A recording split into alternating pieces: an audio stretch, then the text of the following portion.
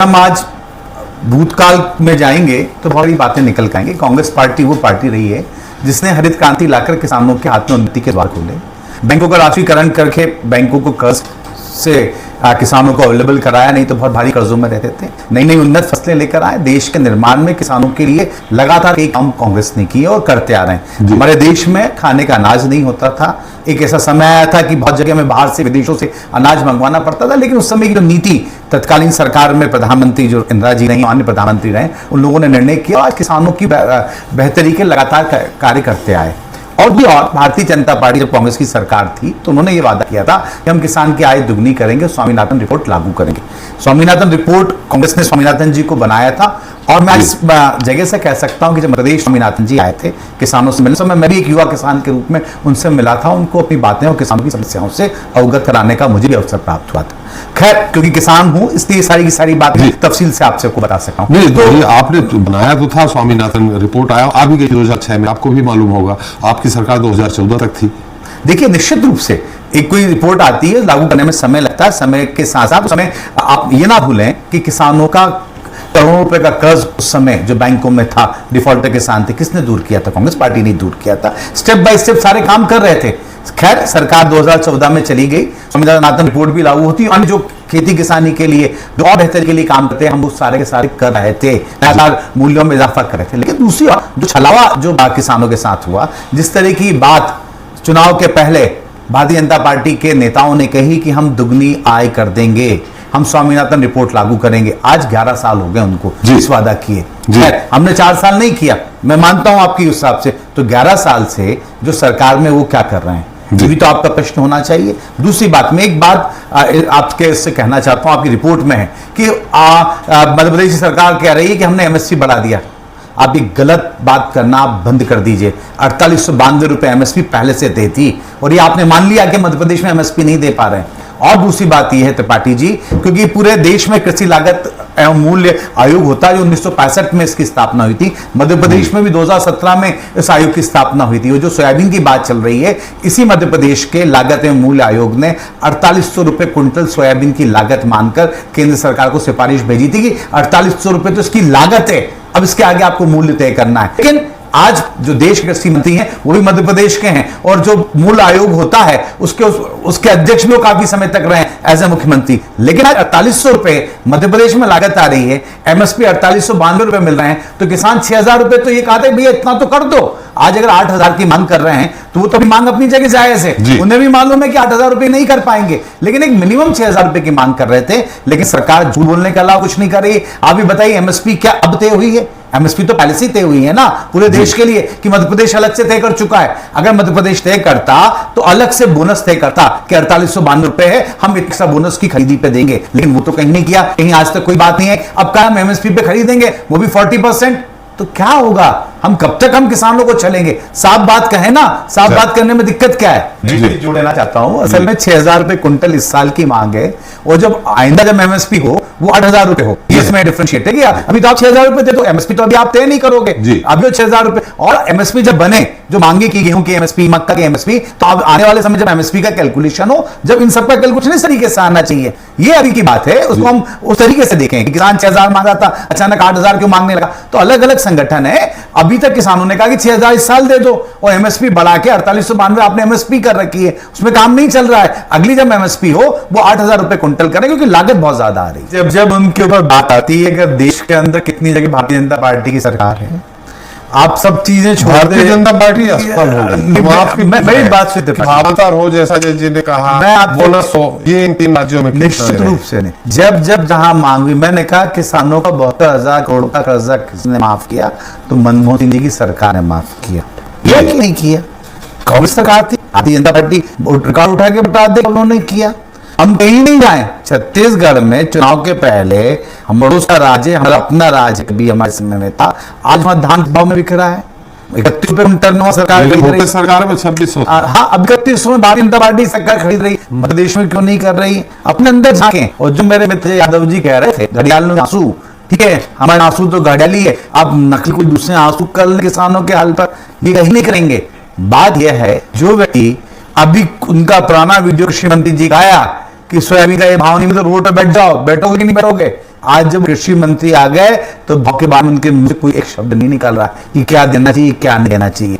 आज किसान नाजायज मांग नहीं कर रहे हैं, आज सरकार उनकी है। 20 साल से मध्य प्रदेश सरकार है और यादव जाते 20 साल पुराना भूतकाल रहना चाहते, भविष्य की तुमको चिंता है। अगर भविष्य की चिंता होती तो आज की बात करते, वर्तमान की या भविष्य की बात करते। भूतकाल में भूत मत बनो, भविष्य में आइए अजय जी, भूतकाल में चलता नहीं है। कैसा था तो क्या था, 20 साल आपकी सरकार है, केंद्र में 10 साल से आपकी सरकार। अब आपको उपलब्धि बताना चाहिए। आप ये बताओ भैया, जब देश आजाद हुआ था तो कुछ नहीं था देश के अंदर, सुविधा थी। अब वो सारी उपलब्धियां गाने लग जाएंगे तो त्रिपाठी जी आज शोध छोड़ पड़ जाएगा, हम नहीं बता पाएंगे। मैं एक बहुत छोटी सी बात कहना चाहता हूँ जो गाय के बारे में भी बात करी थी। गाय रोड पे क्यों? पहली बात, अरे यादव जी आजकल गांव में गाय चराना बंद हो गई, सब अपने जो गाय बांधने की जगह वहीं पे गाय का पालन पोषण करते हैं, चराने का सिस्टम आउटडेट हो गया, इसलिए आप छोड़ दीजिए आलू लगाना। अब मूल बात पे दूध का भाव क्यों नहीं मिल रहा है? आपने लगाम नहीं क्यों किया नकली दूध के ऊपर? जितना हमारे देश में प्रोडक्शन होता है उससे ज्यादा कंजप्शन हो रहा है, तो नकली दूध बाजार में रोकथाम नहीं हो रही है, ना किसानों को दूध का भाव मिल रहा है, तो नकली दूध अलग जा रहा है। आज गाय रोड क्यों है? जो गौशालाएं खुली हुई हैं उन गौशालाओं में व्यवसाय नहीं कर पा रहे। आपकी सरकार अभी 4 से है कि गौशालाएं आपने भाई, कमलनाथ जी ने 1000 गौशालाएं उस 1 साल के अंदर बनाई। आप वो रिकॉर्ड आप बताइए कि हमने इतनी गौशालाएं बनाई ताकि गौ संवर्धन हो। आप सेंचुरी की बात करते कि हम गोभरण्य बनाएंगे। मैं जब विधानसभा में था तो एक सरकार ने योजना लेकर आए थे कि हम फेंसिंग करेंगे, उसका अनुदान देंगे। कितने लोग अनुदान दिया आज तक फेंसिंग पे? आप वो आंकड़े बताइए। अगर आप बात कर रहे हैं सिर्फ बातों की बाजीगरी में मत हो जाइए। क्या करेंगे? आपका एक सवाल था कि अवलोकन कैसा होगा। इसी तरह हिरण का नुकसान होता है, वन विभाग उसको देगा, आज तक मुआवजा किसानों को नहीं मिलता। अभी जो किसानों के मांग पत्र में उनको नुकसान का क्या होगा, ये तमाम बातें हैं। और मूल बात यह है कि किसान आज परेशान है। ये बेमौसम बारिश जो बाद में हुई है, सोयाबीन की फसल पकी हुई है, उनकी मुआवजे की बात कोई नहीं कर रहा है कि किस तरीके से उनको मुआवजा दिया जाएगा। बीमा की फसल, प्रधानमंत्री फसल बीमा योजना है, वो नाकामी है एक तरीके से, क्योंकि किसानों को ठीक तरीके किसी ना उस पर भी एक दिन मैं तो आग्रह है कि एक दिन डिबेट रखें, क्या कमियां क्या दूर होना चाहिए, उसमें एक बहुत सारा लेकुना है, वो दूर नहीं हो पा रहा है। और आज भाव नहीं मिल पा रहे। जो तात्कालिक विषय होते हैं कि आज कोई समस्या आती है, कहीं पे कुछ प्रॉब्लम आती है तो उसका सोल्यूशन तो जब ही देना पड़ेगा कि हम आंकड़ों से देने लग जाएंगे। आज अगर किसानों को भाव नहीं मिल रहा है तो आज सरकार क्या कर रही है? आपने 4892 रुपए, अब भ्रम तो मत फैलाएं कि हमने 4892 कर दिया। अरे एमएसपी तो केंद्र सरकार ने जो एमएसपी तय है वो तो ऑलरेडी पहले की हुई है, 6 महीने पहले। झूठ की कलाई नहीं है। आपके नेताओं ने नहीं कहा कि हम आय दुगनी कर देंगे। किसने कहा अजय जी? आय दुगनी करने के बाद किसने कही? कांग्रेस के नेताओं ने कि भारतीय जनता पार्टी के नेताओं ने? समझौता रिपोर्ट लागू करने का किसने कहा? जी देखिए, इस तरह की बात को आप शयन ना करें। विषय है कि गाय को के लिए आपने रोकथाम के लिए क्या किया? कोर्ट पे नहीं आए, भाव बढ़ाने के लिए आपने क्या उपाय करे बताइए। 52 योजना शिवराज जी लाए थे, लागू करने की आप बात कर रहे हैं, ये तो बता दो आप। त्रिपाठी जी, हम किसानों के साथ खड़े हैं और विपक्ष में होने के नाते हमारा धर्म भी है, फर्ज भी है, ड्यूटी है कि जो भी पीड़ित है, शोषित है, जिसकी आवाज सरकार नहीं सुन रही है, उसकी आवाज को हम बुलंदी करें। किसान को अन्नदाता कहना अलग विषय है, लेकिन अन्नदाता के साथ खड़े होना अलग विषय है। किसानों के साथ कांग्रेस पार्टी पूरी ताकत से खड़ी है। अभी हमने पूरे जिलों में, ब्लॉक में कार्यक्रम किया है। अगर अब किसानों की मांगों पर सरकार ने नहीं सुना तो हम मंडी बंद करने जाएंगे कि एक दिन हम गांधीवादी तरीके से प्रदेश की सारी मंडियां बंद करेंगे।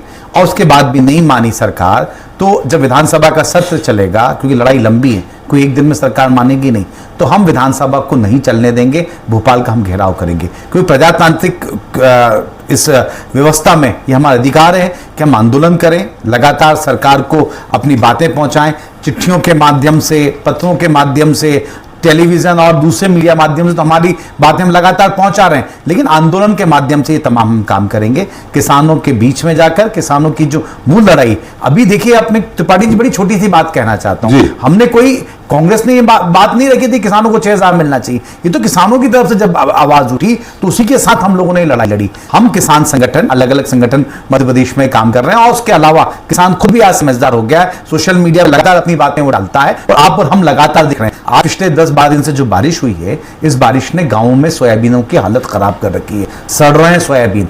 और मैं कहना चाहता हूं, प्रधानमंत्री फसल बीमा योजना में जब जो एक तरीका है उसमें एक पंचायत में सिर्फ 4 सर्वे होते हैं, 2 राजस्व विभाग करता है और 2 कृषि विभाग करता है, और 4 सर्वे में अगर आ गया है तो ठीक, नहीं आया तो पूरा का पूरा पंचायत में कोई बीमा ही नहीं मिलता। ये सबसे बड़ी विडंबना है। कौन देगा? एसी कमरों में तो त्रिपाठी जी अलग बात है, लेकिन जो तरीका है वो तरीका ही अभी भी हमारे प्रधानमंत्री फसल बीमा योजना में कोई जिले स्तर पर, ब्लॉक स्तर पर अधिकारी ही नहीं है। हम दूसरे विभाग के अधिकारियों पे डिपेंड होकर बीमा का करते हैं। कीमत नहीं मिल रही, वो तो दूसरी समस्या है। उससे बड़ी समस्या ये है कि जो फसल बोई है वो आज सड़ रही है, खराब हो रही है, आज निकाल नहीं पा रहे। इसके बारे में सरकार के भी कोई गाइडलाइन अभी तक नहीं आई। तमाम बातें हैं, और जो आपने कहा, हम जब तक सरकार हमारी बातें नहीं मानेगी, किसानों की बात नहीं मानेगी, हम ईंट से ही गिरा देंगे और उस सरकार को हम नहीं चलने देंगे, नहीं चलने देंगे।